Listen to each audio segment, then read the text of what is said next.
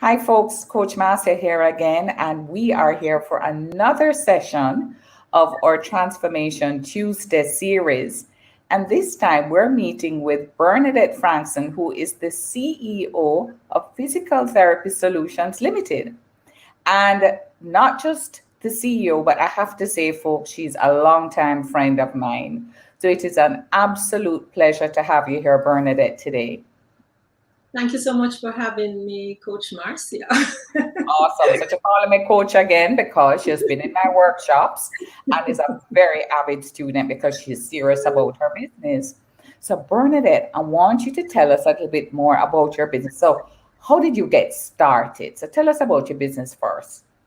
Okay, so my business is healthcare, rehabilitation. We treat people who are experiencing pain especially from physical causes like muscles and bones and joints, that sort of thing. But pain often impacts on movement. So we are into the restoration of movement and ultimately getting people back to function.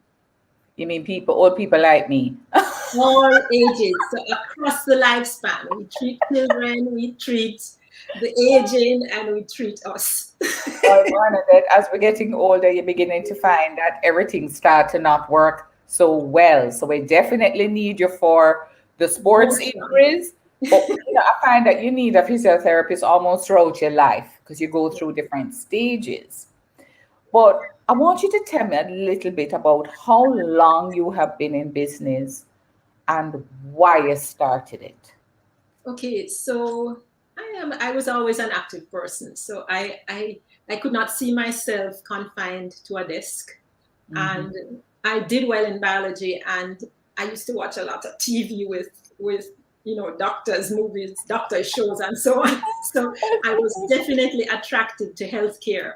I lived across the road from the nurses school, and mommy used to sew for them and make nurses uniforms. We used to try them on and that sort of thing. So healthcare had to be my thing, and it had to be a very dynamic profession. And when I heard about physical therapy, when another student brought a newspaper clipping to school when I was in sixth form, I just knew that was it.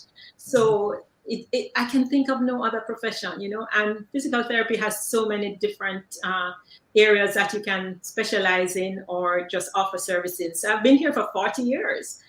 This year, I'm celebrating my 40th year in the profession and still loving it. No, Bernadette, you did that also very nicely, but I know the journey was not that simple because I remember you in that green and white uniform from the physical therapist school. My sister was in school with at the same time. So, folks, she's also Dr. Bernadette. So, don't just think it's just Bernadette. No, she's a doctor of physiotherapy as well. And when you look at you now and you see the fancy physiotherapy school that is there, that was not. So tell me a little bit about that journey. Where did you go first to Right. learn physiotherapy?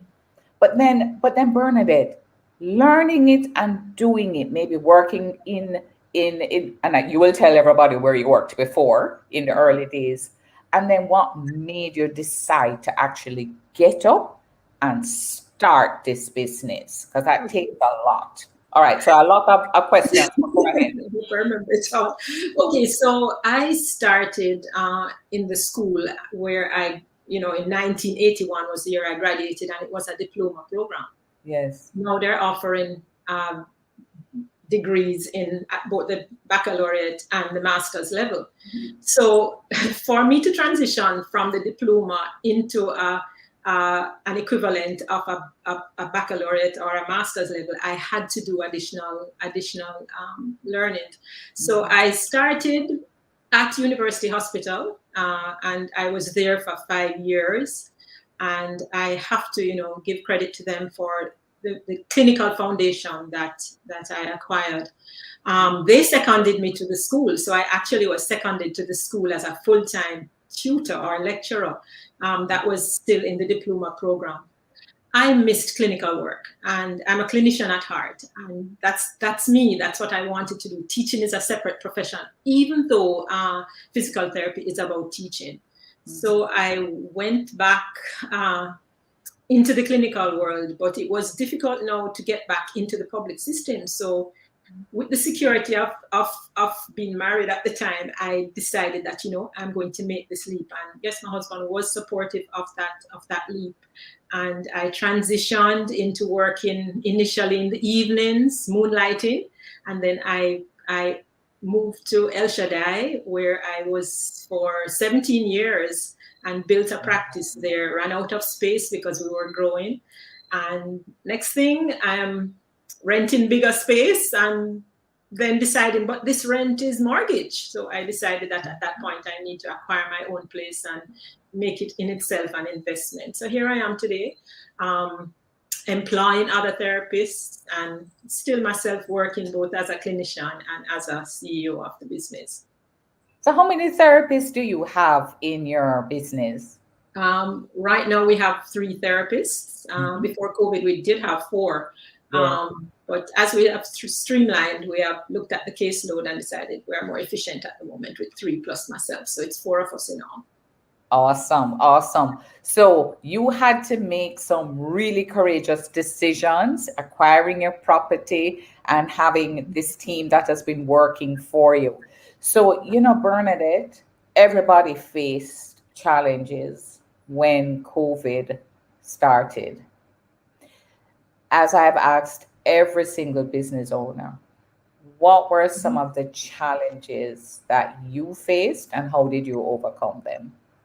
Yes, so I probably highlighted one in terms of, having to retain staff, because one of the things I learned is that I have an important role in nation building.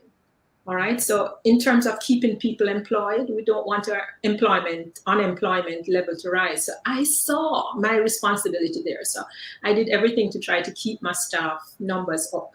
So the first thing we really had to do was to recognize that safety was important. Yes. And I recognized this before COVID came to Jamaica and had stocked up on PPEs. I still have N95 masks. And this is a year and a half later when you can hardly acquire them. Yes. And so we had our PPEs, we had our sanitization, so we were able to build confidence in our patients. Still, we are in a profession where we're pretty much face to face. There is very little social distancing. So we did lose, our caseload did fall. So our bottom line definitely took a beating. But still, we decided, listen, what can we do about this? So we pivoted and we created a Telephysio platform. Which made our patients who were more vulnerable have that opportunity to continue their treatment. And we still have that service up today. So it definitely has filled a gap. And interestingly, it was something that I had always been wanting to do when I look at countries like Canada, who, they don't have enough therapists for the outposts, for want of a better word, for those areas that are remote. And they do have a successful program there for, providing that service. In terms of the impact, when we look at COVID, we think of the negative, but I also believe that one of the greatest things was the opportunity to see the opportunities. And out of that, I was forced to be more creative, even with the development of the Telephysio platform. And it also forced me to take a deeper look at my own business, what exactly was taking place there. And that was quite a shocker. Yeah.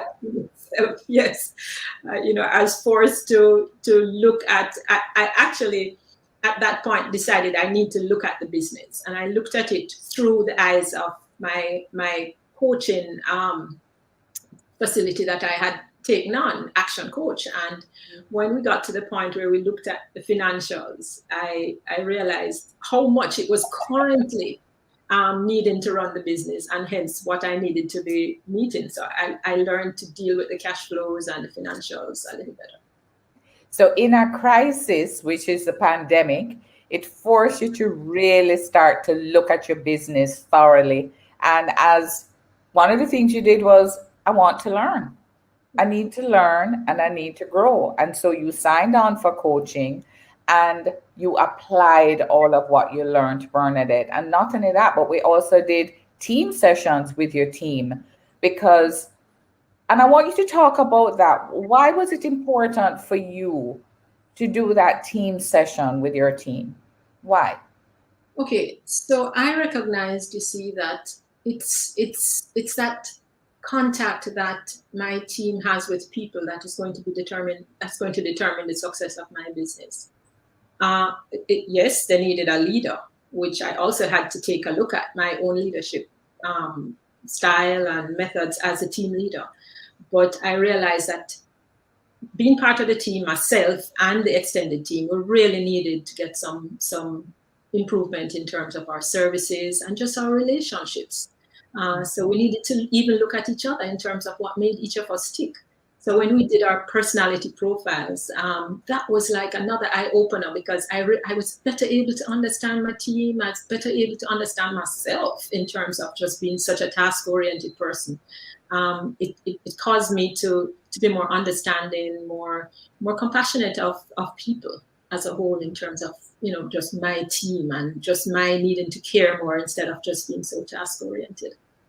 And you know, folks, I'm going to say to you, I just watched Bernadette go on this journey, and she's been very she's not sharing as much, you know, because she is that kind of humble personality. But I'm going to say that Bernadette recognized in the midst of the pandemic that she needed to grow as a leader, and that what was important for her is her team needed to grow. And you know, Bernadette, not many people invest in their people during a pandemic. Not many people invest at this time there, but you recognize that if we're going to grow and come out of this thing, that we always say that if you want to go fast, go by yourself, but if you want to go far, walk with others. And the other thing you learned from me as well was the law of the lid, that for you to grow a business, you can't grow a business that is bigger than your thinking. So you also have to grow yourself. So, folks, if you Yes. want to take your business to the next level, you know, and then not only did she embrace the learning, and trained her team and aligned them to the new vision and the direction. But she also personally underwent changes herself, because in order for us to grow, we have to be willing to Mhm. expand our comfort zone. So, Bernadette, I just watched you evolve and your team evolve during this time. And I really want to congratulate you Thank and you. applaud you on that. So Bernadette, tell us a little bit about your ideal customer. You know, Yes. when we talk about target market, who are you trying to serve? Who's Yes. your ideal client? Hmm. So offering general care, you know, we do have a general practice and we do offer specialist service. We do service people across the lifespan. Hmm. Um, but when we scientifically looked at the numbers, looked at the, you know, at the target market that we were serving, we see where we're serving a predominantly female market in the 40s. Mm. And these may be individuals, women who, for whatever reason, they may be very desk have desk professions, so they're using computers, so they may be getting Like position on me? the job. Yes. So yes, the position using a laptop all the time, for instance, can definitely impact on how your neck responds if you're not sitting back in your chair. So predominantly, as well as the fact that these ladies are also of the childbearing age or have had children. So they may also be experiencing problems, pelvic related problems, such as problems with bladder control and so on, as well as just the domestic component of it. You know, Hmm. housework can create back pain, for instance, or even other aches and strains. And of course, there's a sports group. As you approach the 40s, you're not as fit, but still you're involved, and injuries do arise. Hmm. Yeah, because you know, occupational, all of our jobs, the field that we're in is having an impact. But you know, you said something especially, because most of us now with this remote working are sitting at the computers, and I'm hearing it more and more, the posture, you know. So what are one or two tips you can give us about when we're sitting at our desk? You know, a while ago, I just forced myself a while ago, and you said sitting, and I kind of brought myself up.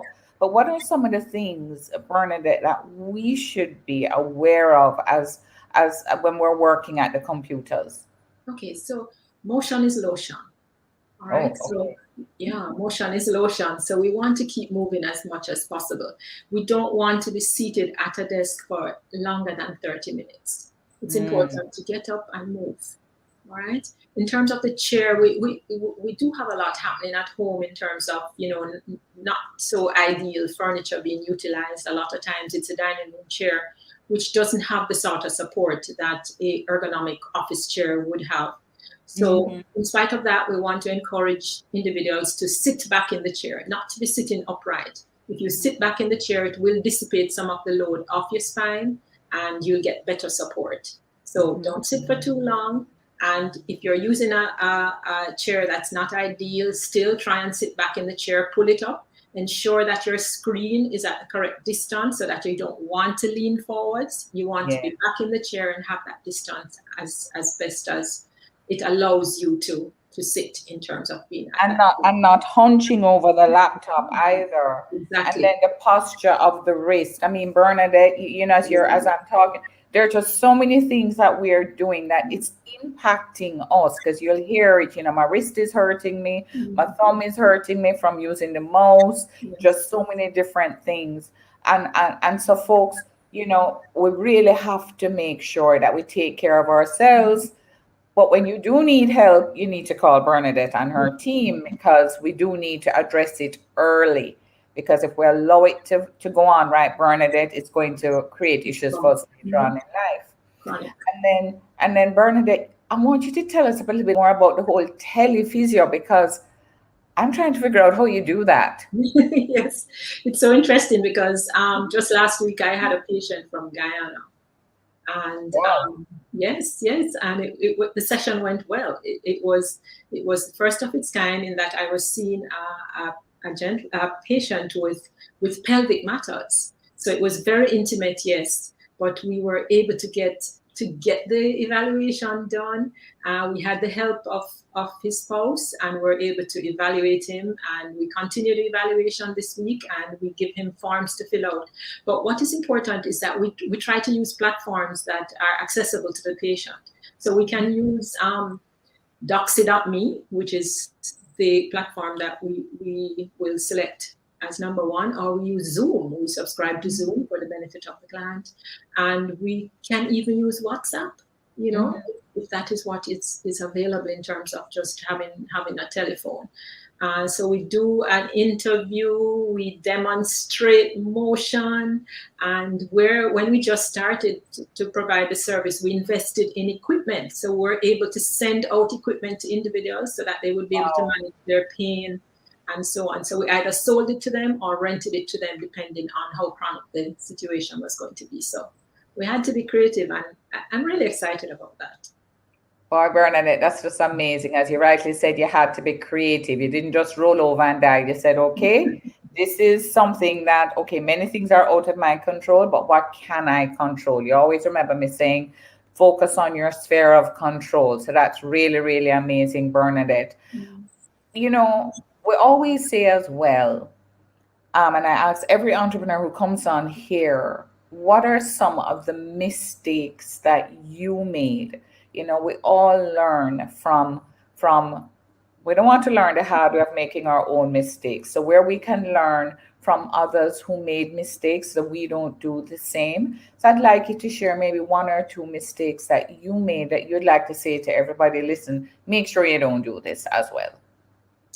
So especially to the healthcare providers out there who are very care-oriented and who are not familiar with the business component of it, I think it's important to start early and get familiar. I used to shy away from it. Every time I'd learn, I did a master's in business, but I still didn't use it. And if you don't use it, you lose it.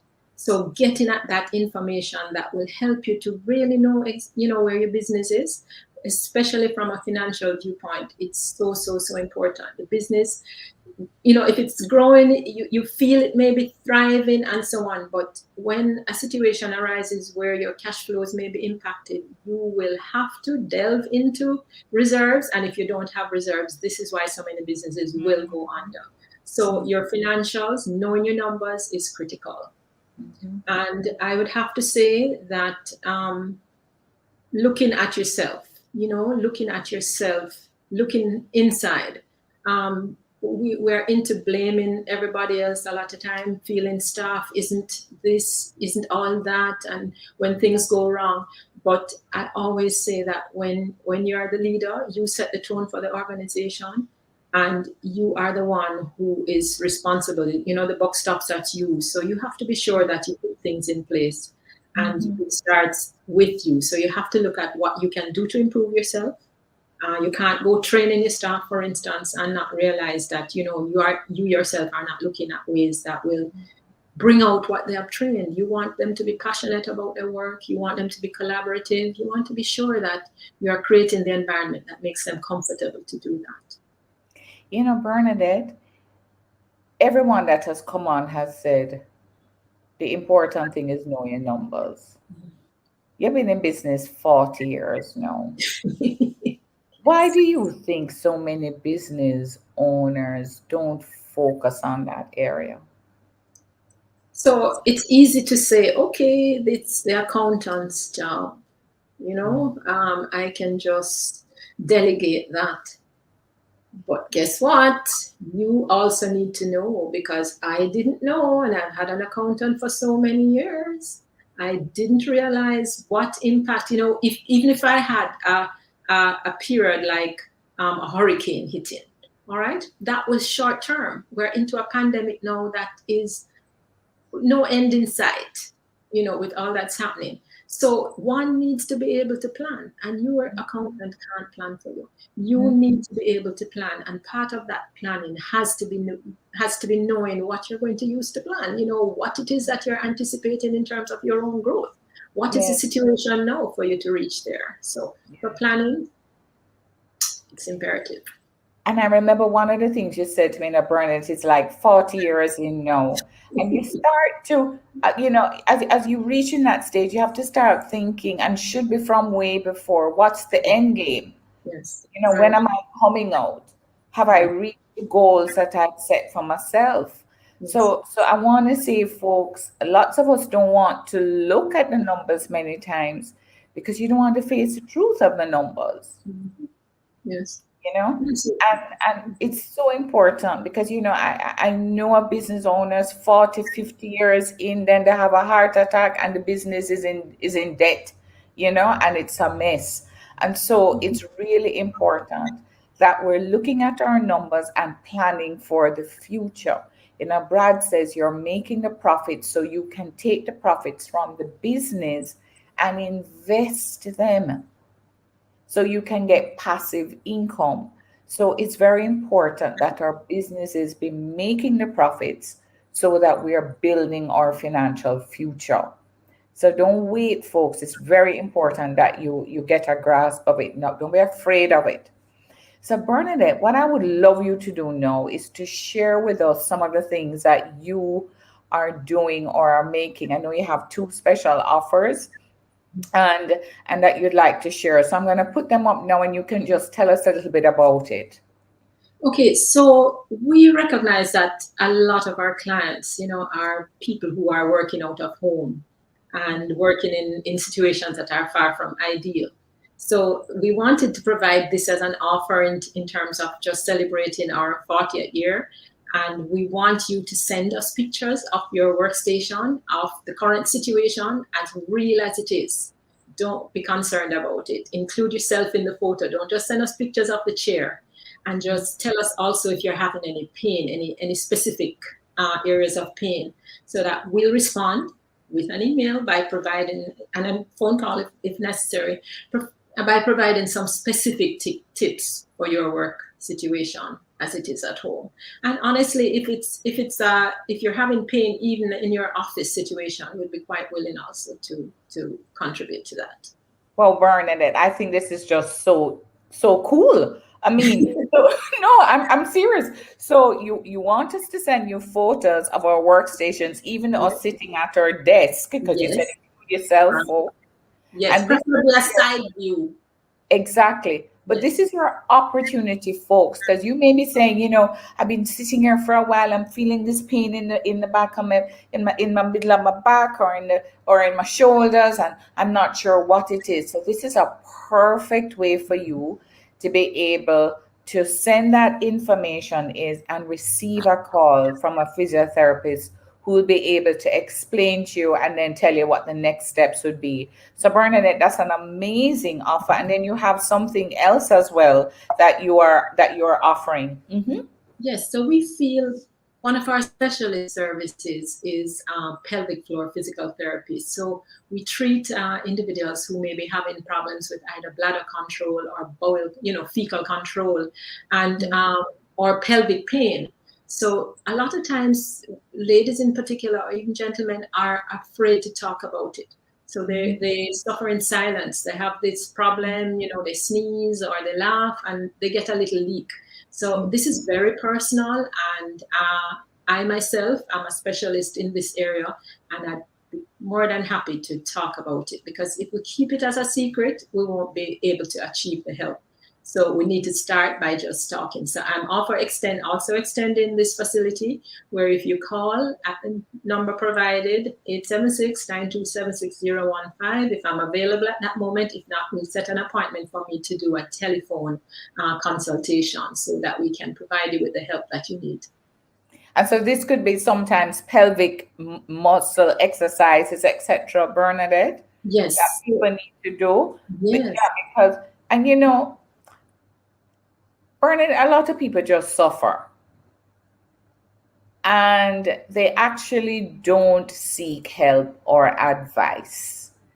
And so, folks, when I look at these offers that Bernadette has made and her team, I think it's very important now, especially with what's happening, that we maintain our physical health. And I'm going to say something that I say, when we speak about doing what is important but not urgent. A lot of us live in the urgent and important zone, and we wait until something becomes so chronic before we do anything about it. And I'm going to say, especially as small businesses, where a lot of our businesses are very dependent on us.